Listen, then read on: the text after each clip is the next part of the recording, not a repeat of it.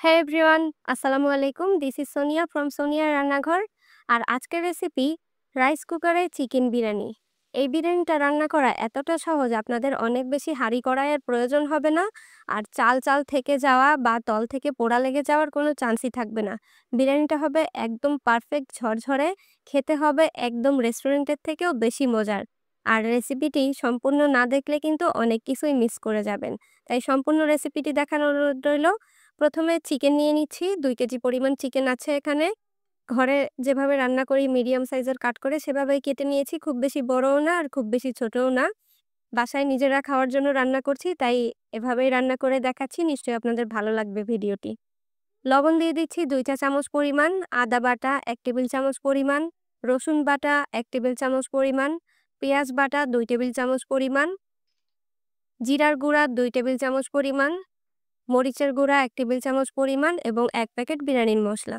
সাথে দিয়ে দিচ্ছি টক দই ২ টেবিল চামচ পরিমাণ, শাহজিরা ১ চা চামচ, তেজপাতা ২টি, গোলমরিচ ৮-১০ টা, এলাচ ৫-৬ টা, দারচিনির টুকরা কয়েকটা, ৮-১০ টা লবঙ্গ।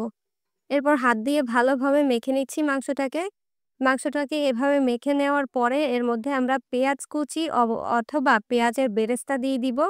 কারণ পেঁয়াজের বেরেস্তা দিয়ে বিরিয়ানি রান্না করলে খেতে একটু বেশিই মজার লাগে। রেস্টুরেন্টের একটা ফিল পাওয়া যায়। তাই পেঁয়াজটাকে আগে থেকে বেরেস্তা করে নিয়ে তারপর আমাদের এর সঙ্গে মিক্স করে নিতে হবে।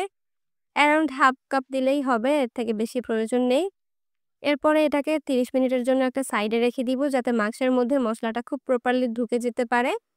রাইস কুকারটাকে কুক অপশনে দিয়ে তেল দিয়ে দিচ্ছি 1/2 কাপ পরিমাণ। তেলটা একটু গরম হলে মাংসটা এর মধ্যে নিয়ে নিতে হবে। মাংসটাকে একটু আস্তে আস্তে নেড়েচেড়ে কুক করে নিতে হবে। রাইস কুকারের রান্নাটা একটু স্লো কুক হয়। নরমালি আমরা চুলায় যেমন আঁচ নিজেরা বাড়িয়ে কমিয়ে নিতে পারি, রাইস কুকার তো নিজে নিজে অটোমেটিক্যালি আমাদের রাইসটাকে সেদ্ধ করে ফেলে নিজের তাপমাত্রা নিয়ন্ত্রণ করে। তাই এটাই কুক হতে একটু টাইম লাগতে পারে। তবে এটা কিন্তু বেশ সহজ। গরমের দিনে কিন্তু অনেক বেশি আরাম পাওয়া যায়। আমাদের গৃহিণীদের তো কোনো শান্তি নেই। সারাক্ষণ গরম যতই হোক না কেন এসির মধ্যে তো আর রান্না করা যায় না। তাই পারলে একটা রাইস কুকার নিয়ে নিতে পারেন। এটা রান্না করলে গরমটা একটু কম লাগবে।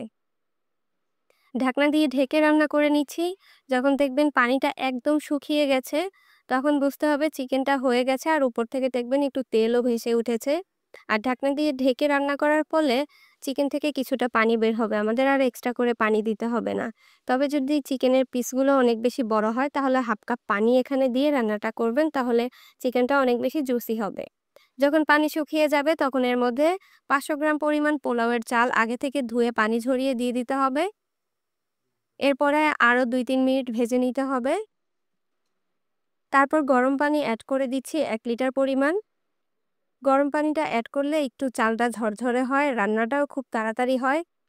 পানি যেন বেশি না হয়, যতটুকু চাল দিবেন ঠিক তার ডাবল পরিমাণ পানি দিবেন।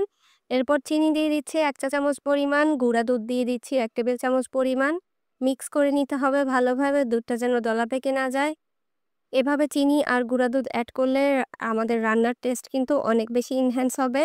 যখন এরকম টকবক করে পানিটা ফুটতে থাকবে তখন ঢাকনাটা খুলে একবার নেড়ে দিয়ে উপর থেকে কয়েকটা কাঁচামরিচ দিয়ে দিতে হবে। কাঁচামরিচের ফ্লেভার কিন্তু বিরিয়ানিতে অনেক বেশি মজার হয়। আর বিরিয়ানিতে কিন্তু সবসময় চেষ্টা করবেন হলুদ যেন না দেয়া হয় এবং কাঁচামরিচ ব্যবহার করতে। হলুদ দিলে এটা বিরিয়ানি থাকবে না, খিচুড়ি হয়ে যাবে। তাই হলুদটা দিবেন না। যখন পানিটা এরকম শুকিয়ে আসবে তখন উপর থেকে আমরা কেওড়ার জল দিয়ে দিব ১ চা চামচ পরিমাণ। সাথে দিয়ে দিব ঘি ১ টেবিল চামচ পরিমাণ।